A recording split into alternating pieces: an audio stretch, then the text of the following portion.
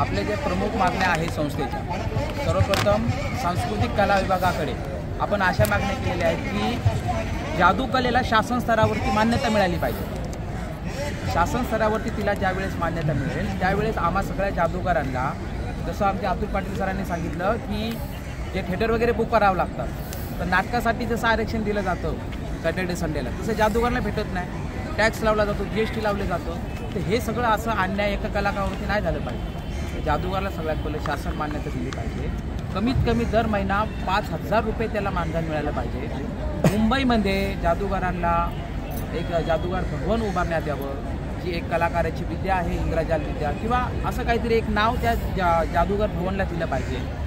तसेच आमचे चंद्रजी आणि मीनाजी यांनी देखील जे काही सांगितलेलं आहे ते अतिशय योग्य आहे आणि तशा पद्धतीने आमच्या ह्या मागण्या आहेत। यामध्ये आम्ही एकूण 18 मागण्या मागितलेल्या आहेत शासनाकडून। समाज कल्याण विभाग जो आहे, सामाजिक न्याय विभागाचा, त्याकडे आम्ही आमच्या जादू कलेचा उपयोग करून काही बाबाबुवा लोक अंधश्रद्धा फसवतात आणि आपल्या लोकांना फसवतात, तर हे होता कामा नये।